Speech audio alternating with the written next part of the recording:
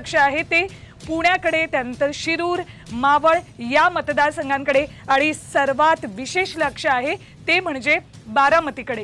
कारण आजच्या दिवशी आपल्याला कुठली राष्ट्रवादी जनतेने स्वीकारली आहे हे स्पष्ट होताना दिसणार आहे। शरद पवारांकडे या सगळ्या कार्यकर्त्यांचा, मतदारांचा कल जातोय की मग अजित पवारांकडे हे स्पष्ट होताना दिसणार आहे।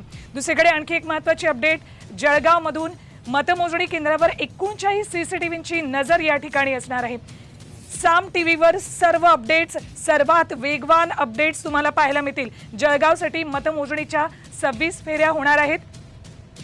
थोड्याच वेळामध्ये जळगाव आणि रावेर लोकसभा मतदारसंघासाठी या ठिकाणी प्रशासनाच्या वतीने पूर्ण तयारी या ठिकाणी केलेली आहे। आपण बघू शकतो या ठिकाणी 14 टेबल या ठिकाणी प्रत्येक विधानसभांनी या ठिकाणी लावण्यात आले आहे। प्रशासनाच्या वतीने फार मोठ्या प्रमाणात तयारी, बंदोबस्त या ठिकाणी लावण्यात आलेला आहे। कुठला अनुचित प्रकार या ठिकाणी घडू नये त्याचाही प्रशासनाने खबरदारी या ठिकाणी घेतली आहे। आणि प्रत्येक उमेदवारासोबत जे आपलं मत काउंटिंगसाठी जे उमेदवार येणार आहेत त्यांच्यासाठी पासेसची व्यवस्था या ठिकाणी करण्यात आलेली आहे। त्याचप्रमाणे या ठिकाणी सर्वाधिक मतदान हे जळगाव शहराचं या ठिकाणी आहे। त्यामुळे या ठिकाणी 26 फेऱ्या जळगाव शहराच्या होणार आहे आणि सर्वात कमी ज्या फेऱ्या होणार आहेत त्या एरंडोलच्या आहे। त्यामुळे प्रशासनाने पूर्ण काळजी या ठिकाणी घेतलेली आहे।